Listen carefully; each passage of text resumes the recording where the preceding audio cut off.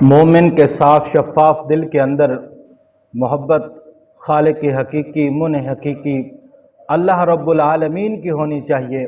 پھر اس محبت کے بعد سب سے بڑھ کر محبت محبوب دو عالم محبوب خدا حضرت محمد مصطفیٰ احمد مجتبیٰ سے ہونی چاہیے۔ تیرے دماغ میں، تیرے دل میں، تیری رگ رگ میں عشق نبی کا سودا نہیں تو کچھ بھی نہیں۔ اسی عشق و محبت کی داستان میں ایک داستان حضرت زید ابن حارثہ رضی اللہ تعالی عنہ کی ہے۔ وہ یمن کے قبیلہ قضاء کے معزز گھرانے کے ساتھ تعلق رکھتے تھے۔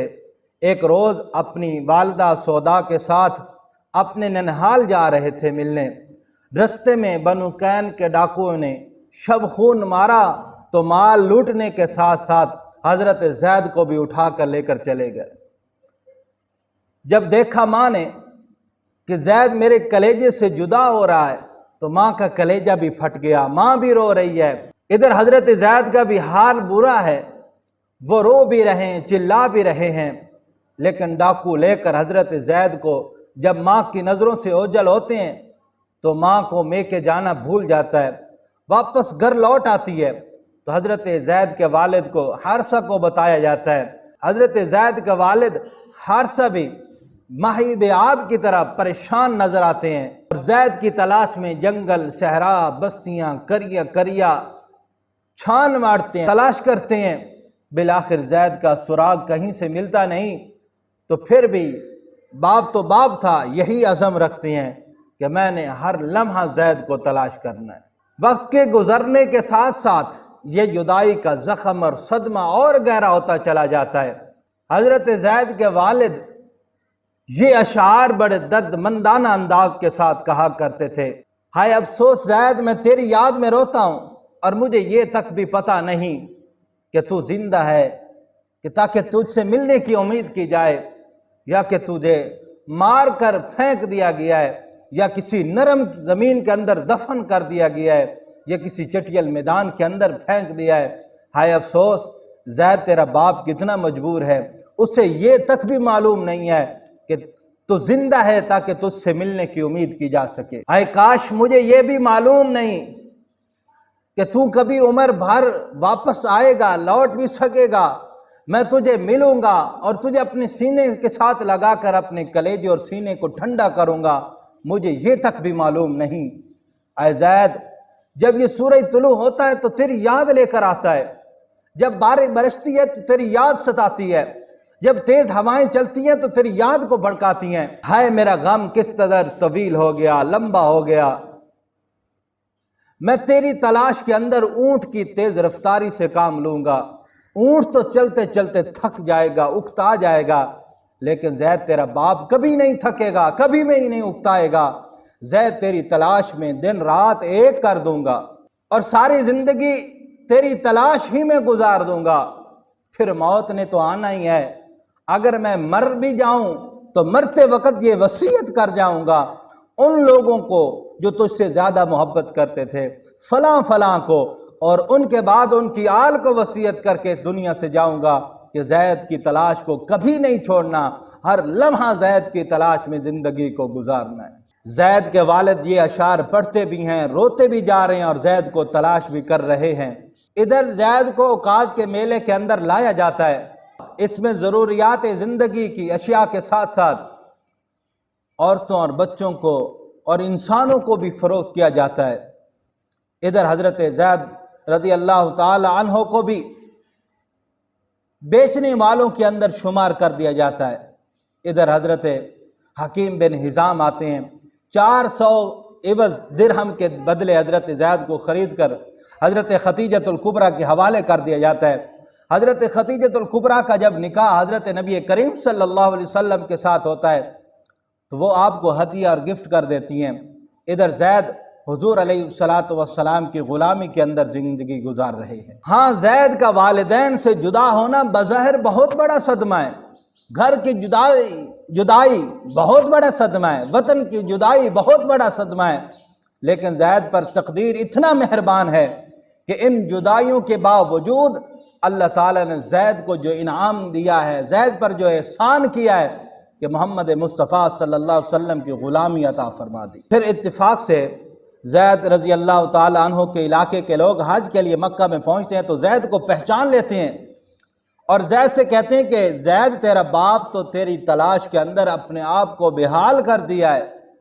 زید فرماتے ہیں کہ جا کر میرے باپ کو تسلی دینا، میں یہاں کریم لوگوں کی غلامی کے اندر زندگی گزار رہا ہوں، میرا غم اور میری فکر نہ کرنا۔ جب زید کے والد کو پتہ چلتا تو اپنے بھائی کعب کو لے کر مکہ کی طرف روانہ ہو جاتے ہیں۔ کہتے ہیں دل ایسے کرتا تھا کہ مجھے پر لگ جائیں، میں اڑ کر مکہ پہنچ جاؤں اور اپنے بیٹے زید کو واپس رہا کر کے اپنے ملک اپنے وطن واپس لے آؤں۔ رستے میں جب معلومات لیتے ہیں کہ جس کی غلامی میں میرا بیٹا زید زندگی گزار رہا ہے وہ کیسا شخص ہے، معلوم کرنے پر بات یہ واضح ہوتی ہے اور زید کے والد جا کر یہ جملے حضور علیہ السلام کے سامنے عرض کرتے ہیں، اے بنو ہاشم کے فرزند، اے سردار مکہ، میں نے یہ سنا ہے آپ تو غلاموں کو آزاد کرتے ہیں، بھوکھوں کو کھانا کھلاتے ہیں، میں بھی بھوکا ہوں، میرا بیٹا بھی غلام ہے، ہمیں آزادی دلا دیجئے، ہمیں اپنی دامن شفقت اور رحمت میں لے لیجئے اور میرے بیٹے کو واپس دے دیجئے۔ یا رسول اللہ، اگر اس کے بدلے میں آپ پوری زمین مجھ سے فدیہ لینا چاہتے ہیں، جو آپ کی ڈیمانڈ ہے، جو آپ کہیں گے میں وہ پورا کرنے کے لیے تیار ہوں، لیکن میرا بیٹا مجھے واپس کر دیجئے۔ حضور علیہ السلام فرماتے ہیں آپ ٹھہریے، آپ کے بیٹے کو اختیار ہے، اگر وہ آپ کے ساتھ آنا چاہتا ہے تو میں کسی چیز کی ڈیمانڈ نہیں کرتا، کوئی شرط نہیں ہے میری، اور اگر وہ میرے پاس ہی رہنا چاہتا ہے تو اسے میں زبردستی مجبور کر کے آپ کے ساتھ بھیجنے کے لیے تیار ہوں۔ حضرت زید کے والد کہتے ہیں کہ آپ نے احسان نہیں، احسان کا حق ادا کر دیا ہے، اس سے اور زیادہ کیا نرمی اور رحمت ہو سکتی ہے کہ بیٹے کو اجازت مل گئی ہے کہ باپ کے ساتھ جانا چاہے تو چلا جائے، یہیں رکنا چاہتا ہے تو رک جائے۔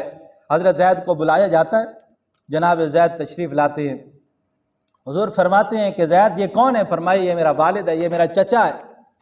فرمائے زید تجھے اختیار ہے، والدین کے ساتھ جانا چاہتا تو چلے جا، میرے پاس رہنا چاہتا ہے تو تجھے زبردستی نہیں بھیجا جائے گا۔ پھر تاریخ نے وہ چھوٹے جملے سنے اور زید اور ان کے چچا حیرت زدہ ہو گئے، سختی کی کیفیت میں آ گئے۔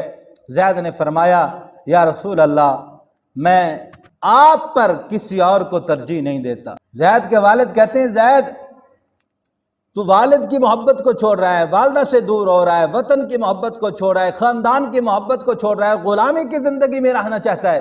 تو جناب زید رضی اللہ تعالیٰ عنہ فرماتے ہیں ابا، اس غلامی پر ماں قبل کی ساری آزادیاں ایک نہیں ہزارہ آزادیاں قربان ہیں، جو محمد مصطفیٰ کی غلامی کے اندر مزہ ہے۔